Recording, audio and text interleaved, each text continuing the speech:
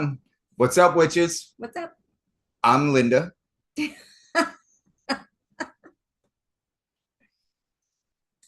And I guess I'm John today. And this is Getting Witchy. So Yes. grab your drink, grab your snack, whatever it is, your smoke, whatever it is. So we're about to begin part 3 of the Appalachian Cryptids. And I apologize, we should have had this done last week. I should have had this done last week, so we could do it last week. Anyway, so what we're going to do tonight is we're going to talk about a couple cryptids, but we're going to run through the list of cryptids. We could do 2 or 3 more freaking episodes with all the cryptids in the Appalachian. Hi, Jack. Hi, Jack. With all the cryptids on the Appalachian Basin, going from basically freaking Texas to British Columbia, Canada. So now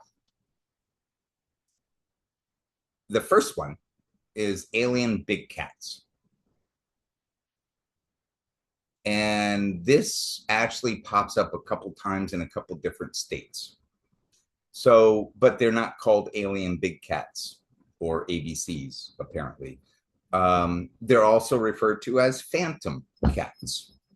So they are a large cat species sighted outside of their native range. A large number of these sightings come from, well, initially from Britain, where the cryptids are referred to specifically as British big cats, and Britain doesn't have big cats. So the theory is that these cats who originate from other areas are expanding their territory because they have no natural predators that can take them out. Anyway, so big cat sightings have also been reported in many other countries where they're not native, including Australia and New Zealand and Japan. I didn't know Japan had big cats. Well, I'm me. But, yeah. So the biggest theory to this, and I know I haven't mentioned any specific state in the Appalachians, but it is part of the Appalachians mythos. These cats originated from escaped exotic pets or zoo or circus animals. And occasionally it's suggested that these invasive species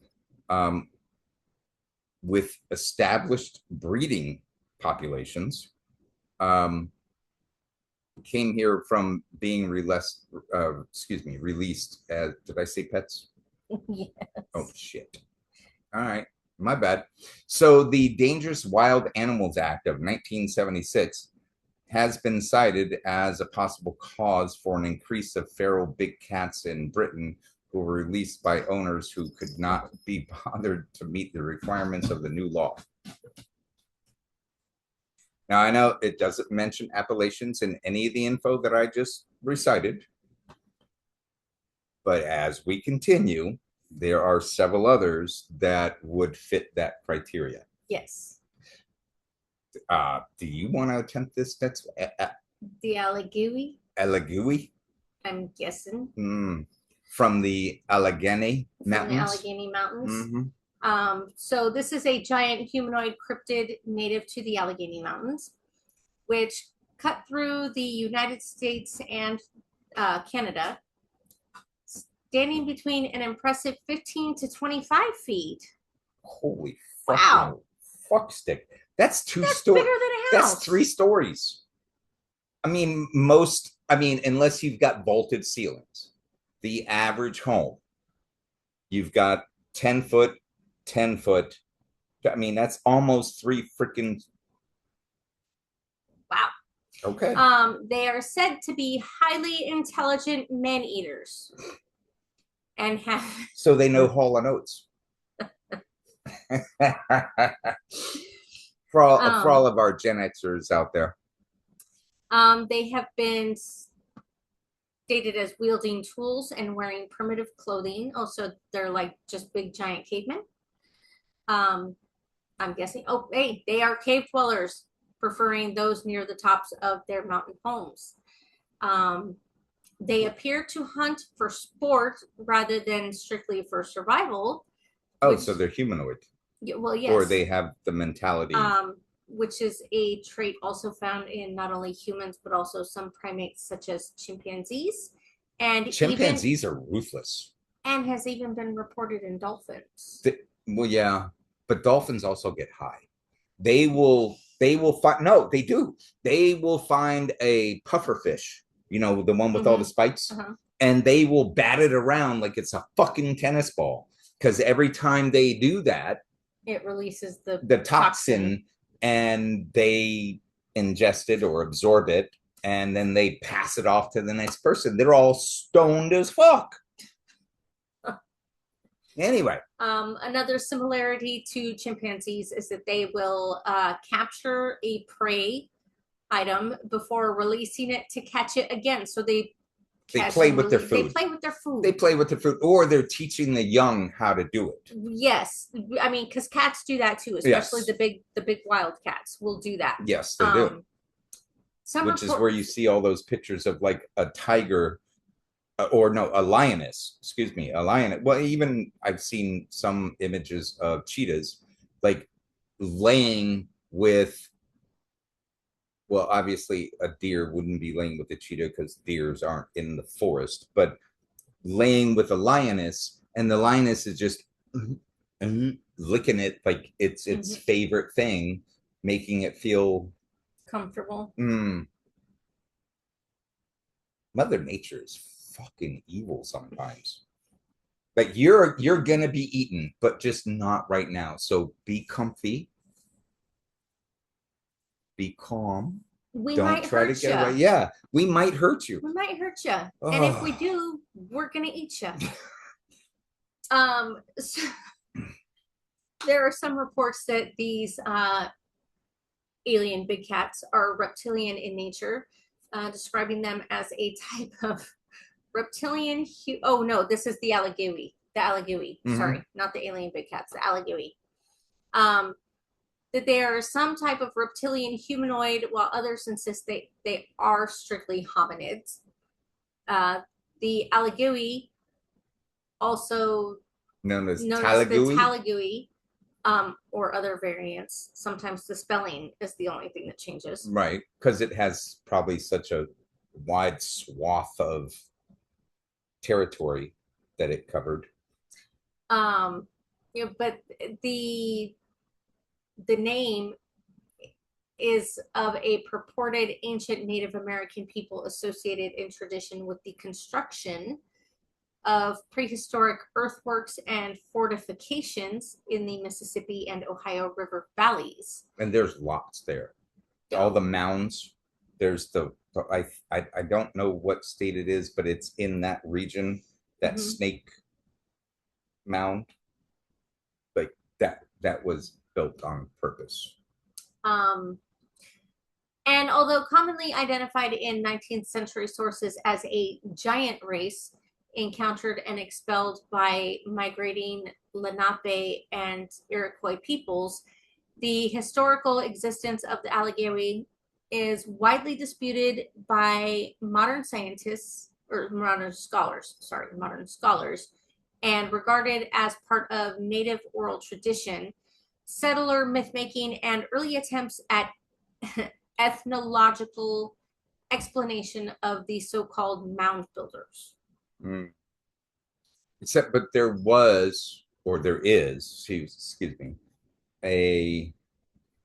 now it doesn't mention the red-haired giants, but the red-haired giants of the indigenous, and I don't remember which indigenous peoples it was, but there is a mythos or myth, or story, sorry, where there was a race of red-haired giants, almost 25 feet, that the indigenous of the area chased into a cave that had no exit. Mm. And they set a fire at the front of the yes. Supposedly in the 1800s, those bones were found, but they were sent to the Smithsonian and disappeared, like many other artifacts and things found. Well, in a 2022 article in the Pittsburgh Post-Gazette, it was reported that local claims, there are local claims that a 1921 University of Pittsburgh excavation in Verona uncovered 2 skeletons over 9 feet tall, and that further discoveries in South and North Park yielded similarly oversized remains. Now, the local historian John Skolasky. Yeah, Skolasky. Okay, Skolasky connected these archaeological findings to the legend of the Allegewi.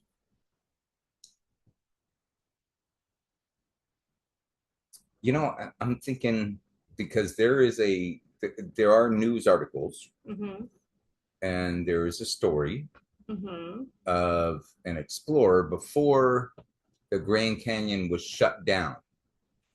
Like, you cannot go into the Grand Canyon other than the touristy stuff. You can't go and explore without permit, and in some areas, not at all.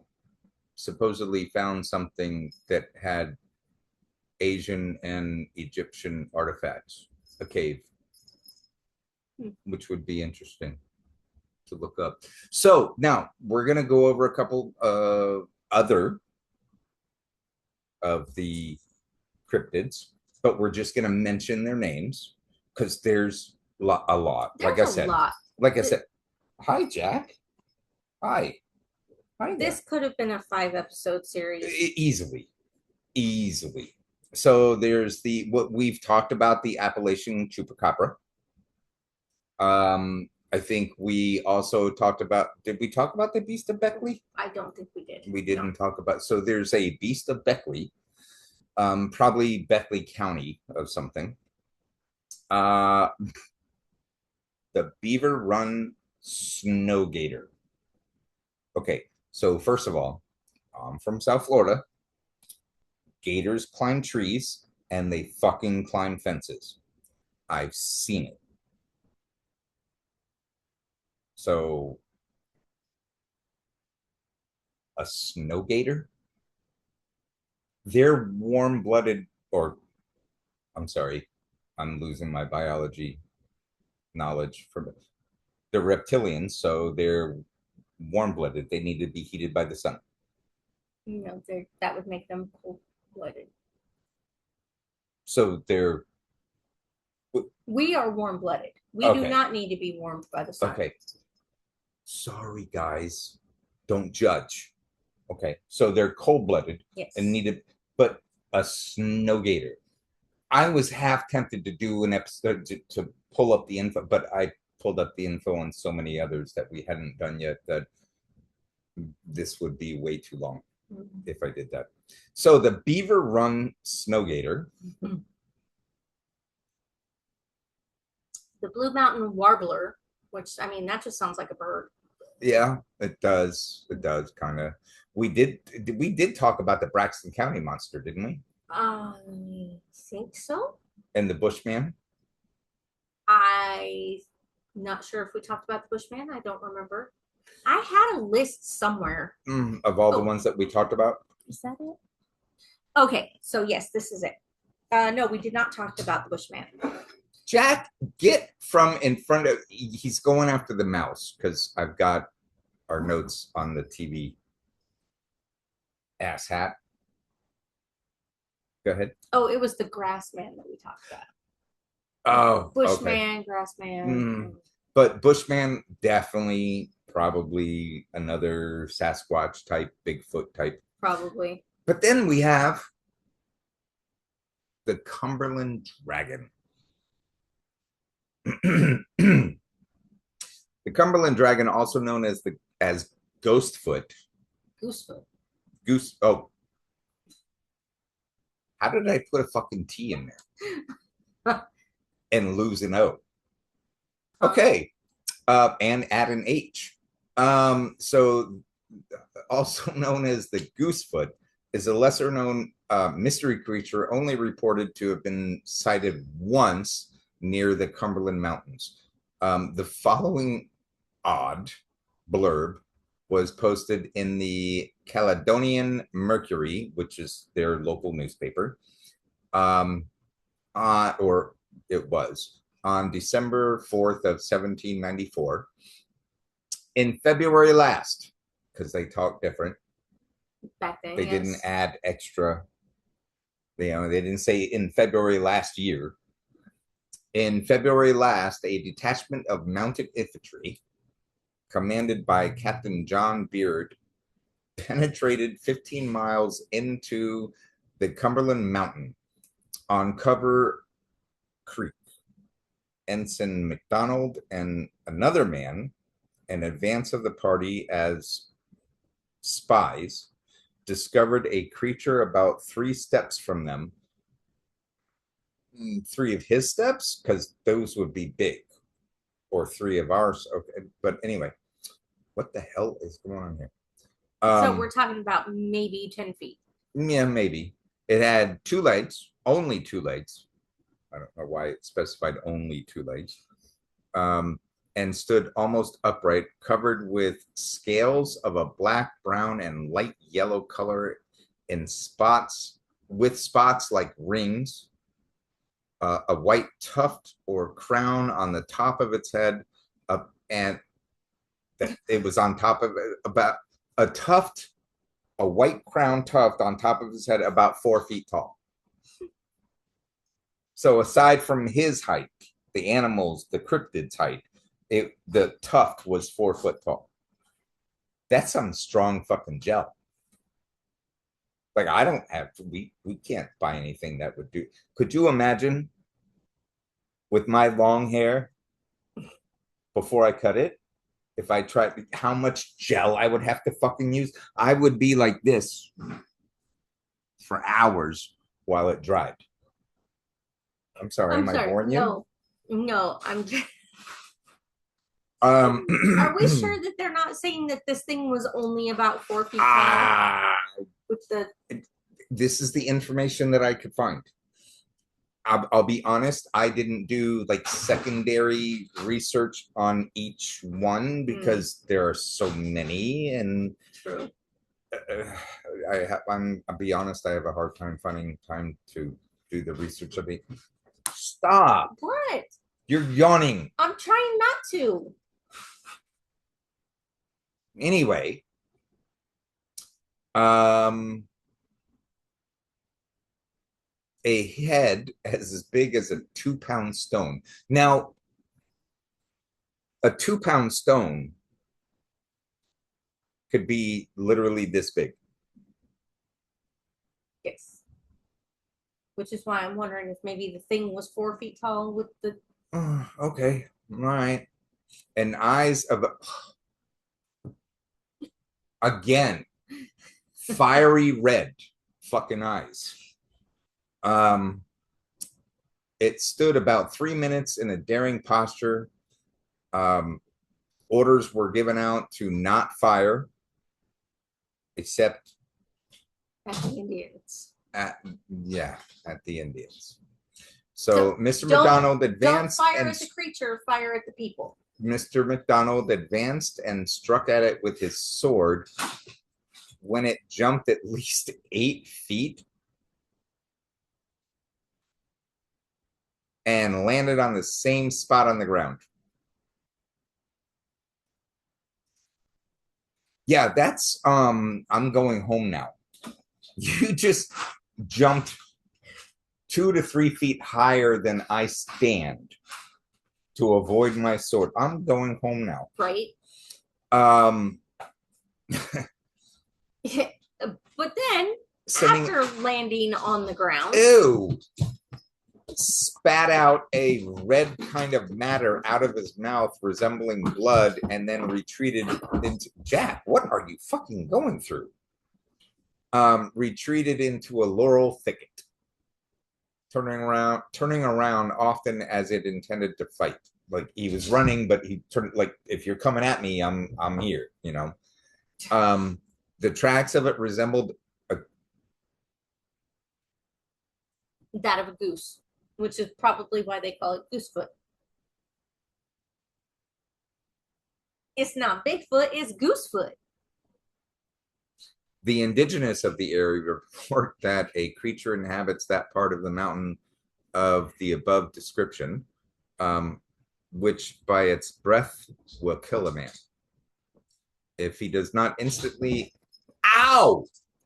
Jack, immerse himself in water. Your claws came awfully close to very delicate regions. So in popular culture, go figure.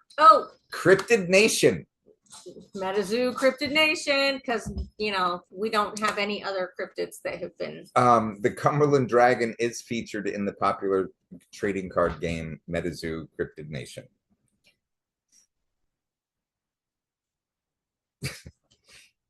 So many of these have been featured in Metazoo Cryptid Nation. Yes, they have.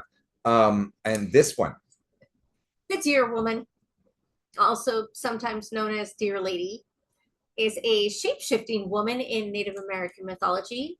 She can be found in and around Oklahoma, the western United States, and the Pacific Northwest, but is also found in Cherokee mythology as far southeast as the Virginia-Carolina super border. Hence the Appalachian Association. She's also found in the Central Plains and the Eastern Woodlands. She allegedly appears at various times as a human woman or a young, beautiful maiden or a deer.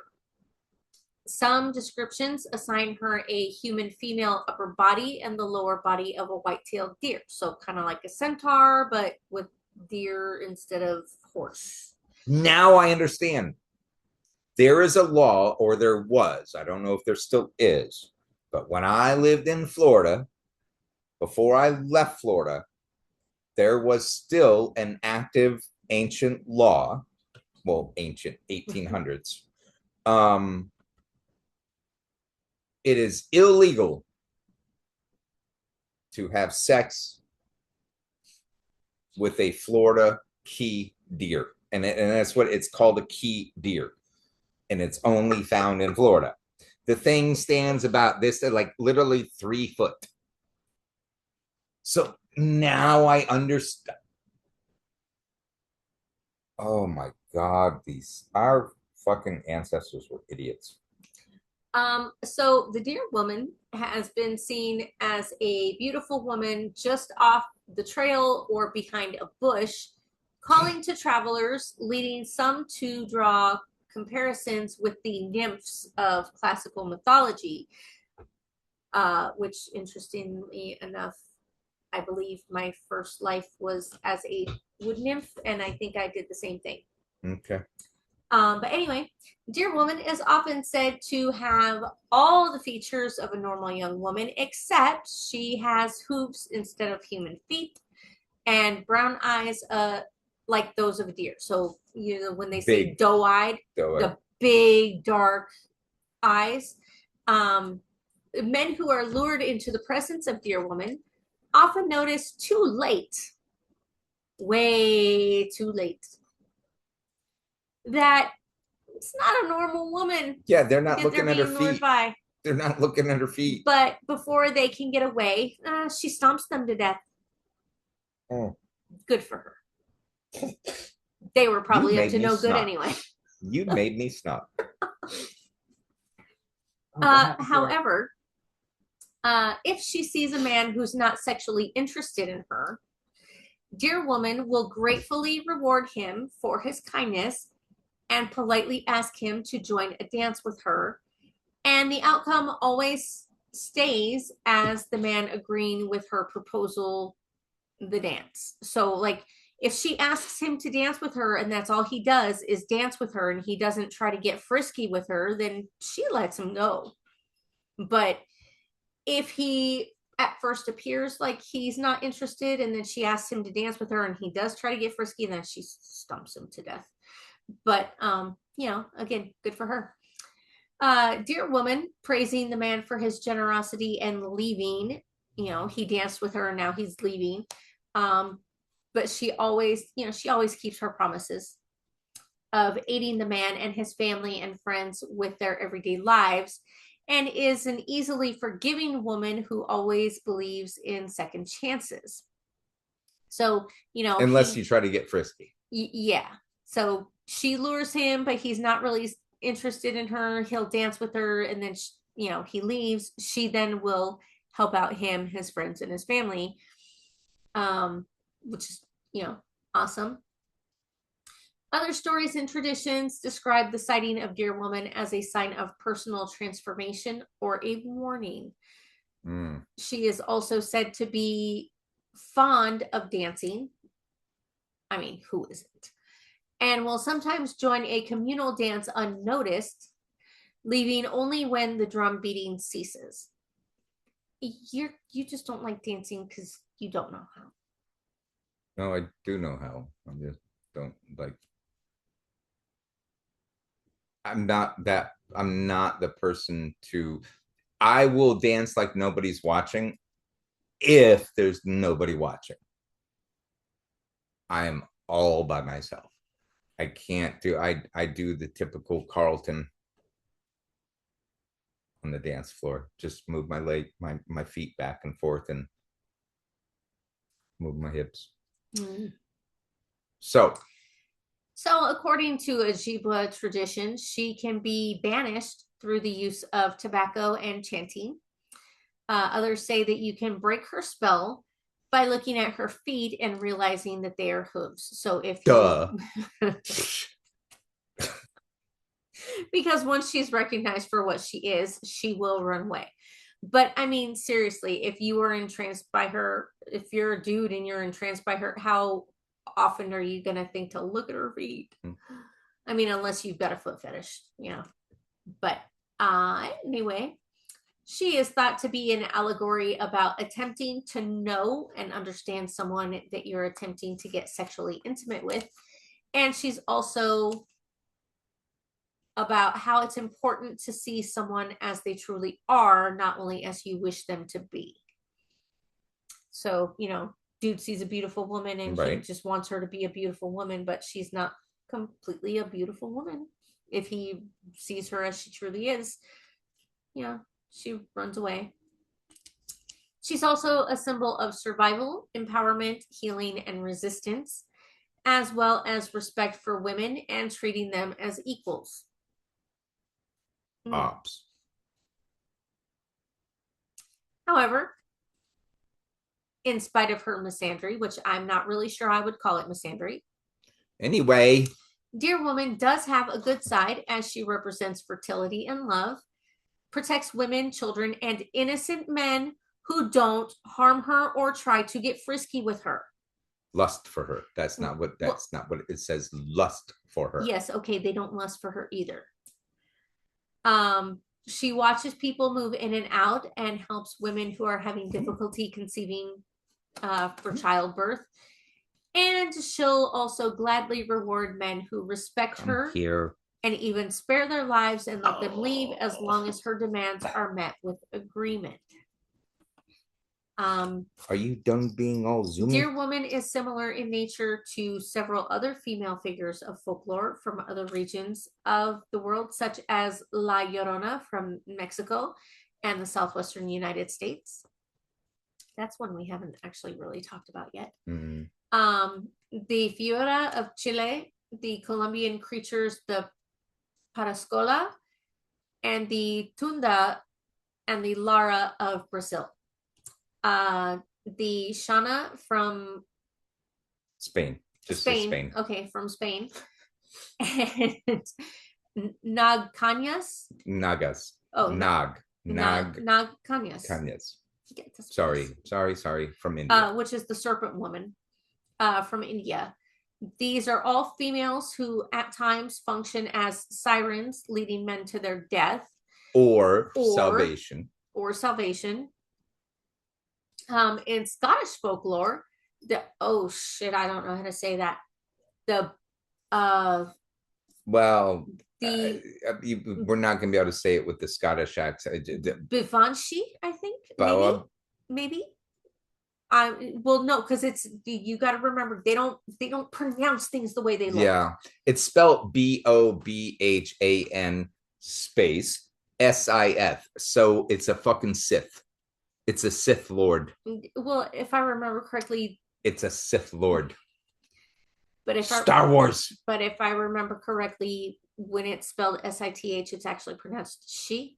But no, I know, but I know you're being a Star Wars nerd. I'm being a nerd. Yes, I know you're being a Star Wars nerd. It's Beoban Sith. But I know I just murdered that whole and I apologize to any Scottish. Wow, choking on your own saliva.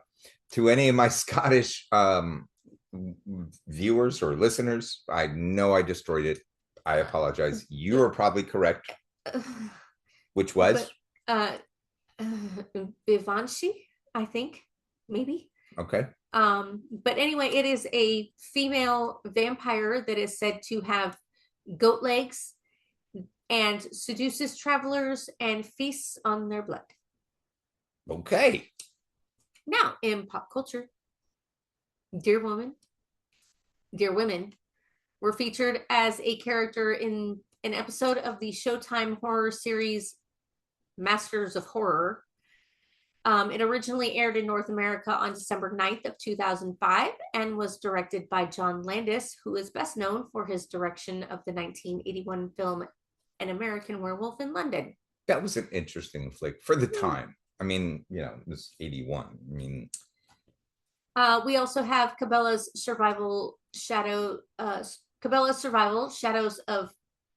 Katmai, which features a couple levels where the deer women are apparently featured.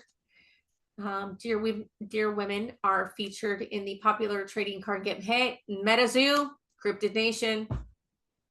Again, what's up? Shout out. Yeah. And then the character. We'll be waiting for the check. The character of an anime called My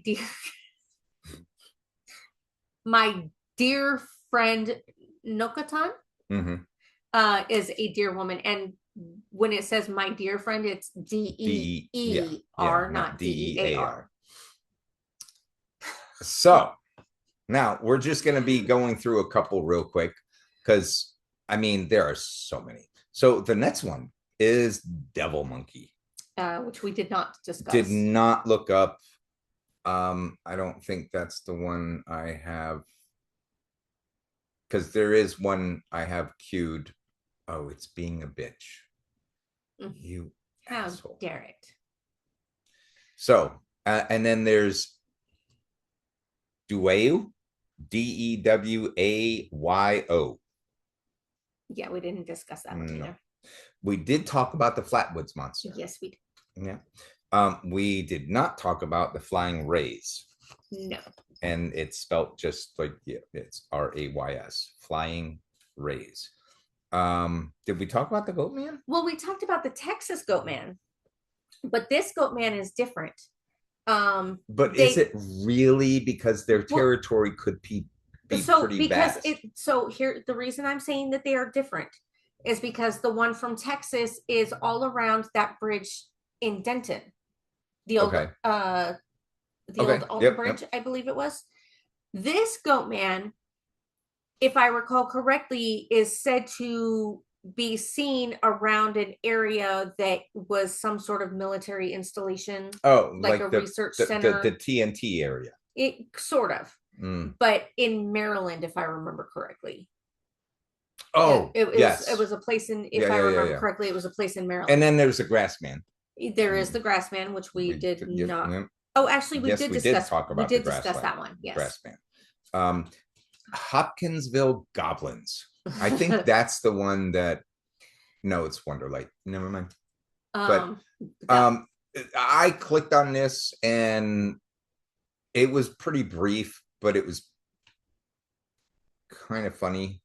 So yeah, the Hopkinsville goblins, like Hopkinsville. Okay, and then of course Men in Black, that they are mentioned in like at least two of the ones that we've already done that are associated with the TNT area. And you know, they made the movies, you know what the fuck that is. But anyway, and then of course the Mothman, which we did discuss. And then there's a northern spoonbill. That sounds like a bird. It does. And again, there's so many I didn't, but this could be, but we don't have spoonbills here. Those are like, aren't those like way tropical? Like, I don't know. But anyway, and then there's the not deer, which we talked about. Did talk about. And then with every single freaking cryptid, they have either orange or red or yellow eyes. Right. So this one is called orange eyes. When I looked at it real briefly, another name was Ole, like OLE. Right. Ole orange eyes. Orange eyes. Frank Sinatra's cousin. What? I need to blow my nose because you're about to make me snot with all. And then there's the Pennsylvania white Bigfoot, which we did talk about, I think. Well, I know we talked about a white Bigfoot. I'm pretty sure it might have been. It's very possible it was the same one. Then there's the Point Pleasant Angel, which I didn't even click on it. I couldn't tell you. And then there's Sheep Squatch. Oh wait, no, Quetzalcoatlus first, which we did discuss about briefly. And then Sheep Squatch we also talked about. And then there's also probably from Sherman County, probably in the West Virginia, or maybe even North Carolina area, Sherman beasts. I didn't click on it, but I know that descriptive. I'm pretty sure there's a Sherman County in all of those three states that I mentioned. And then Snallygaster. I kind of want to look that one up. But where do they come up with these names? Dude. Like there are so many, like I said, we could do 2 or 3 more episodes just on these. The Tennessee cave creature. Yeah, you better get off the counter, you little fucker. I just saw you. The Tennessee cave creature. The Tennessee ghost dog. The Tennessee red cheetah. Again, alien cats. So I think one of the things that we had talked about, I forget the name of the cryptid, but it was that it's an animal that is just going beyond its normal. Like there have been jaguars seen in like Georgia. Right. That's a little bit outside of their territory. Yes. Talipo. Yeah, the Talipo, tail or Talipo. Okay, and then Tennessee Wildman, which we talked about. We did discuss. Veggie Man. There's a Veggie Man. Anthony, if you're still watching these, there's a Veggie Man. Does he come to your house and try to shove veggies down your throat? Well, hopefully that's the only place he's trying to shove them. But I don't want no veggies anywhere else. Another cat. Wampus cat. Again, probably, I mean, could be anything. Could be, I didn't click on it, so I don't know. But it just seems interesting. I don't know. Wampus cat sounds really fun. The Wanderlight. Then there's the Wanderlight, and that is one extra. Okay, so they're atmospheric ghost lights seen by travelers at night, often in swampy areas, but some reports also speak of Wanderlights sightings at graveyards. It looks like a low hovering orb of light. We've seen them in videos. Like Yes. they show them all the time. Known to recede when approached, leading the travelers away from safe paths, like guiding you to destruction, Right. basically. And I don't know about you, but in all the videos I've seen them in, they're usually green. I've seen them actually blue, white, and green. Oh, and actually recently I've seen there's been a weird thing going on, and I don't know the language, so I don't know, and translate doesn't work sometimes. But there's been some weird, like almost like walking. It looks like a laser being shot down, but it's not a laser because it has a point, and it's got, for lack of a better way to describe it, is two legs, and it's kind of moving along. And it doesn't say that it's AI. It's actually something from TV. So, but yeah, it's weird. That's weird. And I thought the walking tornado was weird. Yeah. Well, tornadoes are weird anyway. So folk belief attributes the phenomenon to fairies or elemental spirits explicitly in the term hobby lanterns. Found in the 19th century Denham Tracts Briggs, a dictionary of fairies, and provides an extensive list of other names. Oh, we might need to get that book.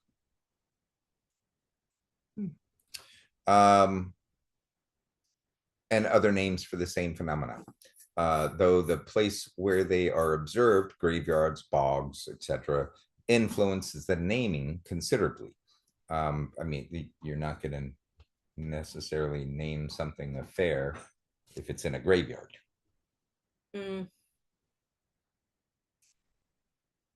Unless it's a dark fae. Yeah. Oh, that's an interesting picture. Will of the Wisp, I've heard that before. Yes. And I don't know why they picked jack-o'-lantern, but Will of the Wisp definitely fits to this cryptid. Yeah. And isn't that usually from like the UK? Yes. Which, I mean, but that doesn't mean you have to remember, we talked about this. I don't know if it was the last time or the third, or did the Appalachians match up to the Scottish Highlands? Yes. Because at one time they were one mountain range. Yes. So and then of course we have the West Virginian Yahoo. Because, Yahoo! West Virginian Yahoo is different from any other Yahoo. Or Yahoo. Depending, Y-A-Y instead of just Y-A-H. Well, because some people just don't know how to pronounce it. What? Go ahead. Anyway, so the West Virginian Yahoo is West Virginia's most infamous Bigfoot. As its name implies, the Yahoo makes a terrifyingly loud squall, which sounds like a very loud Yahoo! It can be heard on the TV show Mountain Monsters on the episodes Yahoo of Nicholas County and Bigfoot of Clay County. There have also been stories about Daniel Boone encountering and hunting a possible group of Yahoos. According to Southern legend, the Yahoo has been known to eat from nearby gardens and even steal whole pigs. Well, I mean, because it wouldn't want to just steal half a pig. Yeah, I mean, that's a waste. The Yahoo is reported to be around 8 feet tall with jet black fur and makes a loud scream. Some people say there is more than one Yahoo roaming the Appalachian area. Well, it makes sense. It would be a family. If it's just one, it's going to die out eventually.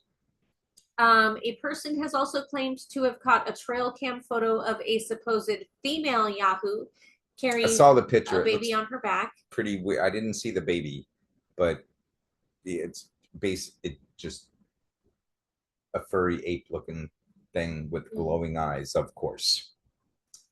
And let's see, which can be seen on the Mountain Monsters episode Bigfoot of Clay County. The creatures, like most Bigfoot variants around the world, are purportedly highly intelligent and often work cooperatively in small groups. Acts of overwhelming hostility have been noted prominently on mountain monsters, where the Yahoo was said to have thrown small trees at the hunters. Well, hey, it did not consent to have its picture and video taken. Right. So. And then we have the whirling Wimpus. Again, I didn't click on this one. Like, guys, we should have told them at the beginning, have a pen and paper to write down some of this shit, to not make them have to watch this again. But well, yeah, the whirling Wimpus. What we can do is we're gonna have posts on Instagram and Facebook. So in the episode notes, a couple of these, and in the episode notes, I can always include that information as other things to look into. Okay, so here is the creme de la creme that I have been waiting to talk about. Okay, this is the last one for this episode.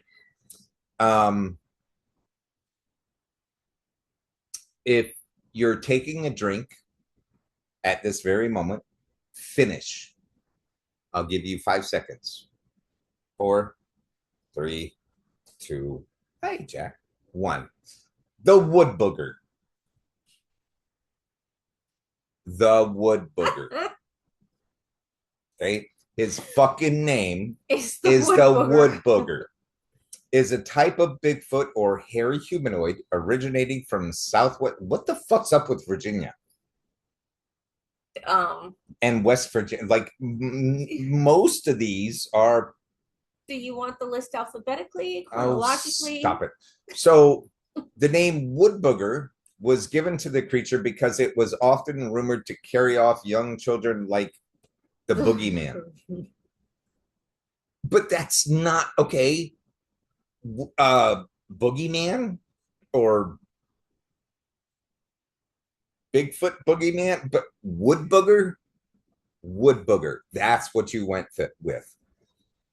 This cryptid, was featured in the Animal Planet show Finding Bigfoot episode. Virginia is for Bigfoot lovers. So let me read that again. This particular cryptid was featured in the Animal Planet TV show Finding Bigfoot, which the specific episode was Virginia is for Bigfoot lovers. It doesn't give which episode it was of that series, but Jeremy, you need to go to Virginia. So there have been a particularly large number of sightings outside the town of Saltville, Virginia. Since this visit, the city of Norton, Virginia, has many attractions named after the Wood Booger. I just can't get over that fucking name. Norton, Virginia has also been named as a sanctuary for the Wood Booger. So there are sanctuary cities. And there is a sanctuary city for the Wood Booger, apparently. Since 2014, an annual Wood Booger Festival is held where visitors can go on guided tours to search for the creature. A statue of the Wood Booger, much like the other statue, is located at the Flag Rock Overlook, which I don't know where that is, but I'm assuming it's an overlook over some beautiful, one would hope. Yeah, you would hope, and not just a bunch of boogers. The Wood Booger Bar and Grill is named after the creature, and many local businesses sell merchandise of the Wood Booger. In September, a geocaching event named the Wood Booger Geo Trail is held in the Flag Rock Recreation Area. The Wood Booger. The Wood Booger.